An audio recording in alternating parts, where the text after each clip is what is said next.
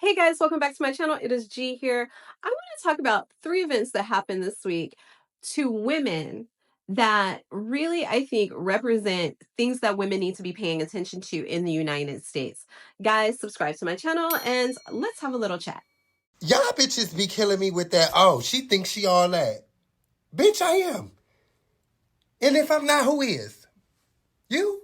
Bitch, please. I made a video a few months back where I was talking about how men are not natural leaders and that it's just common for men to look to a man that they think is greater than them to follow.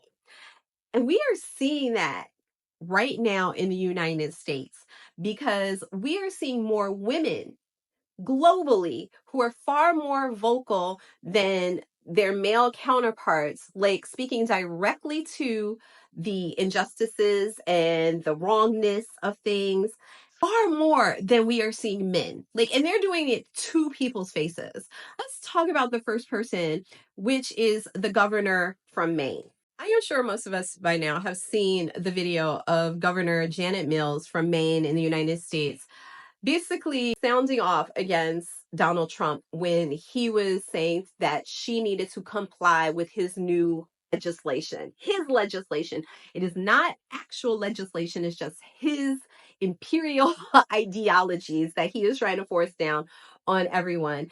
And this is really an important thing because a lot of people have been complying with Donald Trump out of fear of retaliation, out of fear that, he's going to cut this and he's going to do that and blah, blah, blah. And it's just to scare everyone because a lot of the things that he's doing are causing chaos, but they're not laws. They're causing chaos because people don't understand their roles anymore. And they're complying with someone they think is greater than them. But what we saw with Janet Mills is that, no, I know and understand my position, your position is supposed to be, and the rule of law. And she basically was like, I'm not doing it. You are not my king. I am not doing it. And the truth is, more officials can say the same to Donald Trump, to Elon Musk, but they're not. Because in most instances, we have men in charge. In most instances, we have men in charge. And so I think this is an important message, not just about women and their willingness and ability to stand up for what's right, but to protect the actual law that they're supposed to protect, the job that they're supposed to do. Their job is not to comply with someone who thinks that they've become a king and can rule everybody and like the tyranny of it all. That is not anybody in the United States role. And I think that more people need to be reminded of that fact. So seeing Janet Mills stand up to Trump, not just privately, she didn't pull him aside and says that. She said it in front of the world. And that's one of the things that we are seeing is the very difference in what women are doing and how they're standing up versus where are the men? Like, so far we saw the governor of California, and they're like, oh, there was a tense handshake between him and, Trump and blah, blah, blah. But what did he say? What is he doing? What is happening to say, no, we're not going to do the things that you want us to do simply because you said so? I haven't seen very many doing that. Like, not many. I think the Chicago mayor and the Chicago governor have come out and made, public statements, but not directly per se to, Trump's face. So it's very interesting how women are starting to be treated in this new administration. Now, she told Donald Trump she would see him in court, and he thinks he owns the courts as well. So he doesn't think that, like, he doesn't either. Well, he thinks he owns the courts, and he also doesn't know how anything works. So those two things coupled together, he's never going to back down, especially in front of people. He's just going to make more idle threats. And I think that right now, because so many people are scared of him for some reason, and it doesn't even make sense why they're so scared of him in respects to like finances and what he might do to them, when in truth the Congress is supposed to have the power. And a lot of And a lot of Republican Congress and Senate Congress people are giving over their power to whatever it is Donald Trump wants for whatever reason. And this is like unprecedented. But we see more women, even in Congress, standing up for what's right. So Janet Mills, governor of Maine. But I also want to talk about two other incidents that happened. And it's not directly related to Trump, but what the message is in the United States. They are trying to cut off women's voices, and particularly women of color and people of color. Joy Reid does a show on MSNBC and called The Readout. And it's a great show. I watch it. She's very informative, but she has gone hard on this administration, on all of the illegal things that are happening right now. She has gone in. Now, MSNBC had two shows with that were led by Black people, and both of those people were let go. And Joy Reid's show was doing really well. I don't watch the other guys, so I'm not going to comment on that. But because she's a woman and a Black woman and part of the 92%, I think it's important for us to understand they are trying to quell all Black voices, especially Black voices of women. It's like they are trying to go backwards and say this DEI thing is the only reason that these people had these positions, which is to support the ideas and ideologies of America's current government. But Joy Reid had an amazing show, and MSNBC cut her show because she's a Black woman, period. And because of this whole DEI thing. So I think more Black women, we need to pay attention to how this is going to affect us long term in corporate positions, as these companies feel like the idea of this pressure to not just get rid of women, because this is going to affect all women, but to also get rid of Black women and women of color across the board. Those are going to be the first things to go. And I'm actually like my next video, I'm going to talk about what comes next for like the ideas of like all of these unemployed people and how this government is going to probably start trying to move, because there are so many examples throughout history and right here in Europe. So next video, I'm going to talk about like what this could look like socially as more and more people become unemployed, because they're cutting off the media, they're cutting off so many aspects of how the people in the United States can reach out to others. And honestly, I don't think US citizens recognize how the rest of the world is looking at them right now, and what that's meaning, and how these alignments that they're coming together with are not making Americans safer. So anyway, Joy Reid is someone who has been loud and very like and an important voice for Black women, especially those of us who would represent the 92%. The last woman that I want to talk about is the woman that was dragged out of the Republican town hall in Idaho. Her name was Teresa Bowen Pohal or something like that. I'm probably not pronouncing her last name correctly, but Teresa went to a town hall and she started asking questions. They were talking about abortion. She started asking questions about abortion, women dying. She made a statement about women dying. And immediately people started to turn and boo to her. Now, this is beyond just, this is a Democrat in a Republican space. This is human rights violation, right?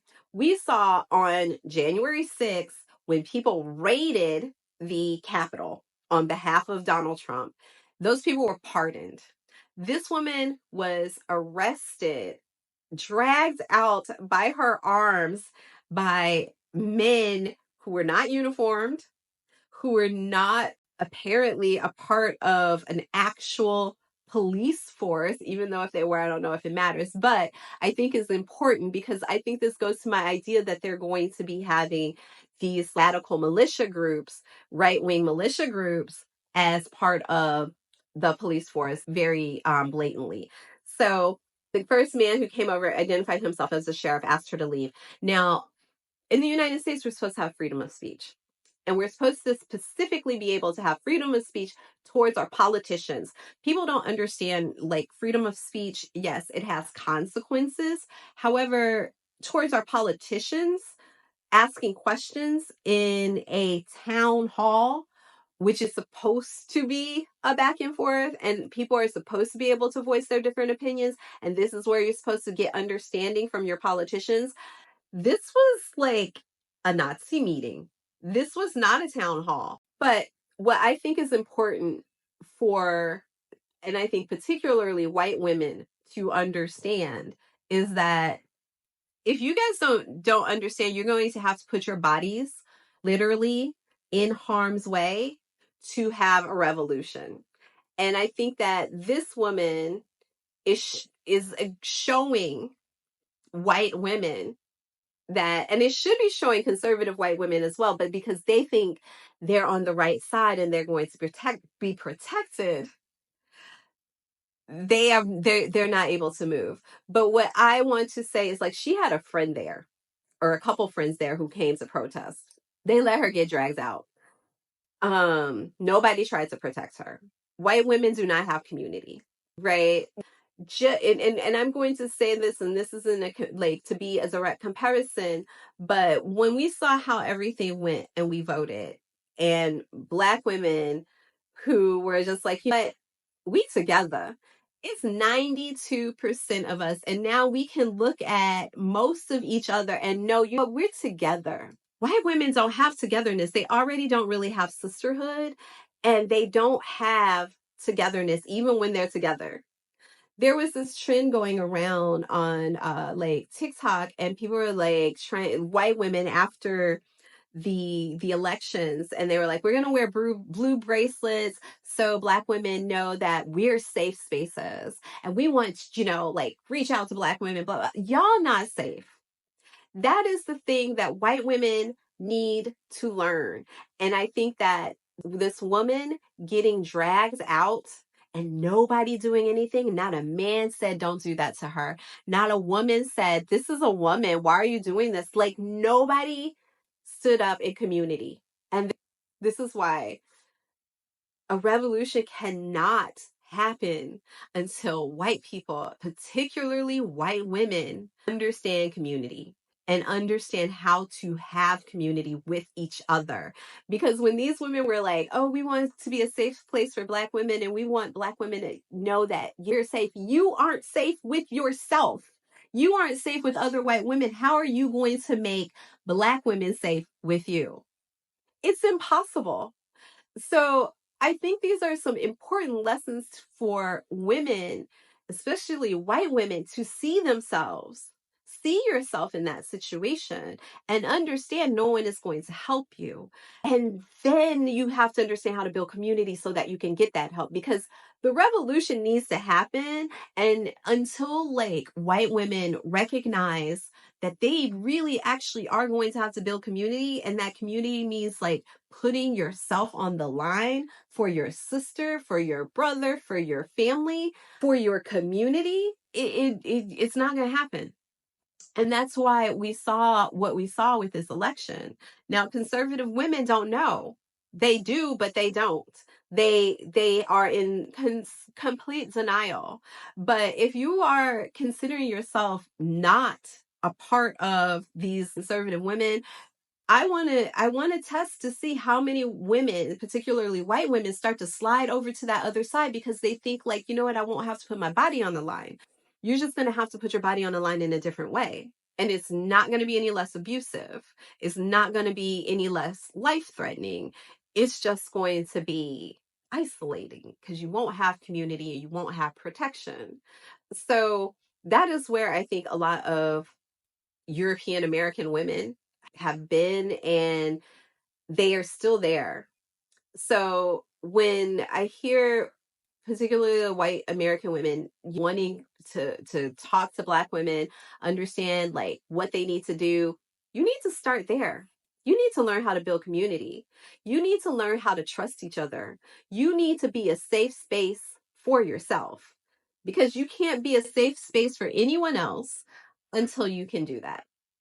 So guys, I feel like these are such important things that I wanted to highlight them, particularly because they cover so many different aspects of how I think women are going to be affected politically, in their careers, and socially. These three women definitely show us the future if something doesn't change.